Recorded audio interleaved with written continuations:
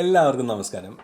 ഇന്ന് നമ്മൾ റിവ്യൂ ചെയ്യുന്നത് 2025 ഇറങ്ങിയ മലയാളം സിനിമ നാരായണീൻ്റെ മൂന്നാൺമക്കൾ എന്നതാണ്. ഇതൊരു ഡ്രാമ സിനിമയാണ്, ഡ്രാമ ഫിലിമാണ്, ആർട്ട് ഹൗസ് എന്ന് വേണമെങ്കിൽ പറയാം. ഡയറക്റ്റ് ചെയ്തിരിക്കുന്നത് ശരൺ വേണുഗോപാലാണ്. പ്രധാന വേഷത്തിലെത്തുന്നത് ജോജു ജോർജ്, സുരാജ് വെഞ്ഞാറമൂട്, എലൈൻഷർ ലോപ്പസ് ആണ്. ഇവർ കൂടാതെ കുറേ നല്ല ആക്ടേഴ്സ് ഈ സിനിമയിലുണ്ട്. ബട്ട് പ്രധാനമായിട്ട് ഈ നാരായണീൻ്റെ മൂന്നാൺമക്കളായിട്ട് വരുന്നത് ഈ 3 പേരാണ്. ഇതിനകത്ത് അലൈൻഷറാണ് ഏറ്റവും മൂത്ത ജ്യേഷ്ഠൻ, രണ്ടാമത്തെ മകനായിട്ട് ജോജു, മൂന്നാമത്തെ മകനായിട്ട് സുരാജ്. അങ്ങനെയാണ് സിനിമ എടുത്തിരിക്കുന്നത്. ഇത് എഴുതിയിരിക്കുന്നതും ശരൺ വേണുഗോപാലാണ്. അതുകൊണ്ട് തന്നെ നമുക്ക് ആ ഡയറക്ടർ റൈറ്റർ നല്ല ഒരു കോർഡിനേഷൻ നമുക്ക് കാണാൻ പറ്റും. നല്ല രീതിയിൽ സ്റ്റോറി കൊണ്ടുപോയിട്ടുണ്ട് എന്നുള്ളത് കാണാൻ പറ്റും. സിനിമ ആസ് എ ഹോൾ അടിപൊളി സിനിമയാണ്, എനിക്ക് ഒത്തിരി ഇഷ്ടപ്പെട്ടു. പക്ഷേ എല്ലാവർക്കും ഇഷ്ടപ്പെടത്തില്ല ഈ സിനിമ. കാരണം ഇത് സ്ലോ ആയിട്ട് പോകുന്നൊരു പടമാണ്, വളരെ സ്ലോ ആണ്, ഒട്ടും ഫാസ്റ്റ് പേസ്ഡ് അല്ല. അപ്പോൾ അതുകൊണ്ട് തന്നെ വളരെ മൂവിങ് ആയിട്ടുള്ളൊരു സിനിമ വേണ്ട ആൾക്കാർക്ക് ഇത് ഇഷ്ടപ്പെടത്തില്ല. ഇങ്ങനെ സ്ലോ ആയിട്ട് പതുക്കെ നാടും ഒരു ഗ്രാമമായി കാണിക്കുന്ന ആ ഗ്രാമവും അവിടെ വരുന്ന ഇളയ മകനും അവിടെ അമ്മയ്ക്ക് വയ്യാത്തത് കൊണ്ട് 3 മക്കൾ ഒന്നിച്ചു കൂടുന്നതാണ് കഥ. അപ്പോൾ ഈ നാരായണി വയ്യാതെ കിടക്കുകയാണ്, അവരുടെ 3 മക്കൾ ഒന്നിച്ചു വരുന്നതാണ്, 3 മക്കളും മക്കളുടെ കുടുംബങ്ങളും. അപ്പോൾ അത് വരുന്നതും ആ ഒരു വളരെ ഞാൻ പറഞ്ഞതല്ലേ, വളരെ ഒന്നിന് പിന്നാലെ ഒന്നായിട്ട് പതുക്കെയാണ് ഒരു ഇമ്പാക്റ്റ് വരുന്നത്. പിന്നെ നമുക്ക് ഇതിൻ്റെ സിനിമാറ്റോഗ്രഫിയെക്കാട്ടിലും കൂടുതൽ ഇതിൻ്റെ സെറ്റിങ് വളരെ ഭംഗിയുള്ള, നമുക്ക് ഒരു കുളിർമ നൽകുന്ന സെറ്റിംഗായിട്ട് തോന്നി. സിനിമ ഓവറോൾ അടിപൊളിയാണ്. ഇതിനകത്ത് അഭിനയം എനിക്കറിയത്തില്ല, ഈ ജോജു ജോർജ് ആയാലും സുരാജ് വെഞ്ഞാറമൂട് ആയാലും ഈവൻ അലൈൻഷർ ലോപ്പസ് ആയാലും ഇവർ നല്ല ആക്ടേഴ്സാണ്. നമുക്ക് പലപ്പോഴും എല്ലാവരും പറയാറുണ്ട് പണ്ടത്തെ പോലെ ആക്ടേഴ്സ്, ഇപ്പം ഇന്നസെൻറ്റോ അല്ലെങ്കിൽ മുരളിയോ അല്ലെങ്കിൽ നരേന്ദ്രപ്രസാദോ പോലുള്ള ആക്ടേഴ്സൊന്നും ഇന്നില്ല എന്ന് നമ്മൾ പറയാറുണ്ട്. അത് സത്യവുമാണ്. പർട്ടിക്കുലർലി കോമഡി വരുമ്പം നമ്മുടെ ഇപ്പോഴത്തെ ആക്ടിങ് പോരാ എന്ന് എനിക്ക് പലപ്പോഴും തോന്നുന്നുണ്ട്. പണ്ടത്തെ വളരെ ഈവൻ ബോറ് കോമഡി പോലും അടിപൊളിയായിട്ട് അഭിനയിച്ച് ഇടിവാക്കുന്ന ആൾക്കാരുണ്ടായിരുന്നു. പക്ഷേ എങ്കിലും അങ്ങനെയൊക്കെ പറയുമ്പോഴും നമ്മുടെ ഇന്നത്തെ ജനറേഷനിൽ, ഇന്നത്തെ ഒരു ഇൻഡസ്ട്രിയിലും വളരെ നല്ല ആക്ടേഴ്സ് ഉണ്ട്. നമ്മൾ ഈ സിനിമകളൊക്കെ കാണുമ്പോഴേ അറിയുന്നത് ഇവരൊക്കെ എന്ത് കിടിലൻ നടന്മാരാണെന്ന്. ജോജു ജോർജ്, സുരാജ് വെഞ്ഞാറമൂട്, അലൈൻഷർ 3 പേരും തോപ്പുമാണ് ഈ സിനിമയിൽ ആക്ട് ചെയ്തിരിക്കുന്നത്. നമുക്ക് ഒട്ടും ആർട്ടിഫിഷ്യലായിട്ട് തോന്നാത്ത രീതിയിൽ, ഒരു സീൻ പോലും ബോറടിപ്പിക്കാത്ത രീതിയിൽ, ശരിക്കും ചേട്ടാനിയന്മാരെങ്ങനെയാണെന്ന് തോന്നിക്കുന്ന രീതിയിലുള്ള അഭിനയം, അവർ തമ്മിലുള്ള സ്പർദ്ധ, അവർ തമ്മിലുള്ള സ്നേഹം, പറയാത്ത സ്നേഹം, അവർ തമ്മിലുള്ളൊരു ദേഷ്യം, ഈർഷ പലപ്പോഴും ഉള്ളത്, ആ ഒരു സിബ്ലിംഗ് റൈവലറി എല്ലാം നല്ല പോലെ കാണിച്ചിട്ടുണ്ട്. അത് കോമഡി ആയിട്ട് മാത്രമല്ല, സീരിയസ് ആകുമ്പോൾ എന്തുമാത്രം സീരിയസ് ആകുമെന്നും അതിൻ്റെ ഒരു ഇൻറ്റൻസിറ്റി നല്ലോണം പകർത്തിയിട്ടുണ്ട് സിനിമ. എനിക്ക് ഒത്തിരി ഇഷ്ടപ്പെട്ടു ഇതിനകത്ത് ആ ബ്രദേഴ്സ് തമ്മിലുള്ള ഡൈനാമിക്സ്. അതിനകത്ത് ജോജുവിൻ്റെ ക്യാരക്ടറാണ് ഏറ്റവും നമുക്ക് സിമ്പതൈസ് ചെയ്യാൻ പോകുന്ന ക്യാരക്ടർ. അത് സിമ്പതൈസ് എന്നല്ല, കൂടുതൽ എംപതൈസ് ചെയ്യാൻ പോകുന്ന ക്യാരക്ടറാണ് അദ്ദേഹം. നമുക്ക് ശരിക്കും റെസ്പെക്റ്റ് തോന്നുന്നൊരു കഥാപാത്രമാണ് ജോജുവിൻ്റെ. അതുപോലെ ഈ സിനിമ ഒരുപാട് തീംസ് കവർ ചെയ്യുന്നുണ്ട്. ഇതിനകത്ത് പ്രധാനപ്പെട്ട ഒരു കാര്യം ഞാൻ പോകരുത് എന്ന് തീരുമാനിച്ചത്, ഇതിനകത്തൊരു പർട്ടിക്കുലർ റൊമാൻറ്റിക് റിലേഷൻഷിപ്പ് ഉണ്ട്. അത് വളരെ വളരെ ഫ്രൗണ്ട് അപ്പോണ്ടാണ്. അത് പൊതുവിലെന്നല്ല, അത് ലോജിക്കലി അത് സമൂഹം ഒന്ന് ഫ്രൗൺ ചെയ്യേണ്ട അല്ലെങ്കിൽ സ്വീകരിക്കാൻ പാടില്ലാത്തൊരു റിലേഷൻഷിപ്പാണ്.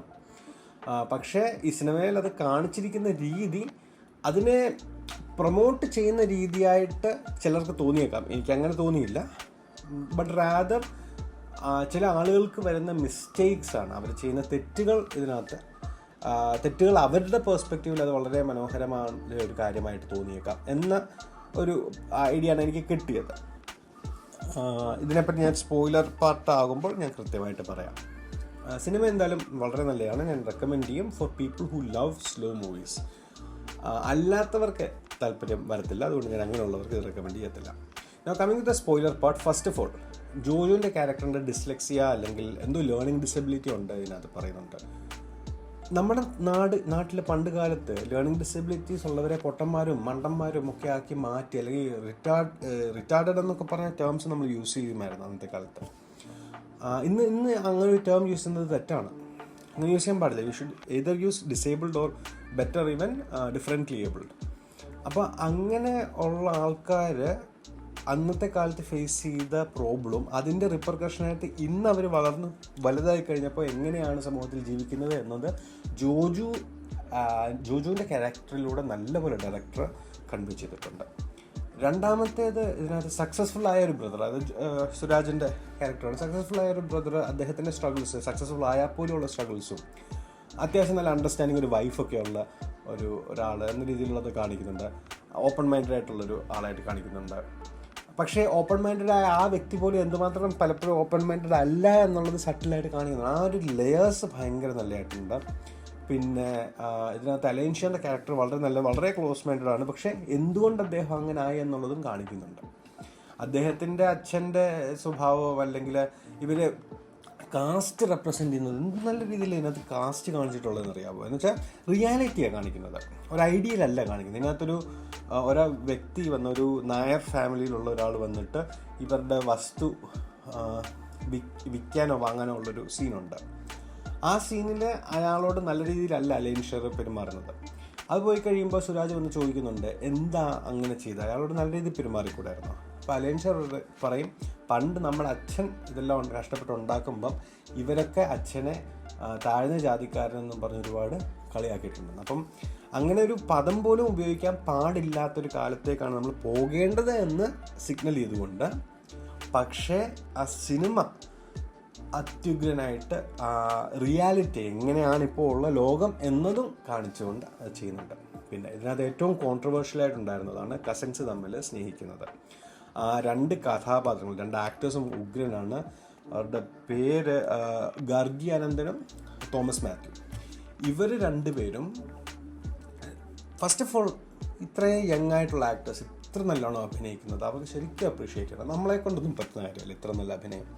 നല്ല രീതിയിൽ ചെയ്തിട്ടുണ്ട് ഗാർഗി അനന്തൻ, തോമസ് മാത്യു. അപ്പോൾ ഇവർ തമ്മിലുള്ള പ്രണയം കാണിക്കുകയും ഒരു കസിൻ ചേച്ചിയും കസിൻ അനിയനുമായിട്ടുള്ളത് ഒരു ഡിസ്ഗസ്റ്റിംഗ് ആക്കാത്ത രീതിയിൽ അവർക്കത് കാണുമ്പോൾ അവർക്കൊരു സേഫ് ഹേവനാണ് ഈ രണ്ട് പേരും. അവർക്ക് വീടുകളിൽ നിന്നും കുടുംബങ്ങളിൽ നിന്നും കിട്ടാത്തത് രണ്ടുപേരുടെ അടുത്തു നിന്നൊരു സ്നേഹം കിട്ടുന്നു എന്നതിലേക്ക് പോയി അത് ഒരു കുറച്ച് പ്രണയമായി മാറുന്നതാണ് കാണിക്കുന്നത്. വിച്ച് ഈസ് ലൈക്ക് അവർ കസിൻസ് ആണ് എന്നുള്ളത് മാറ്റി നിർത്തിയ it's a beautiful love story.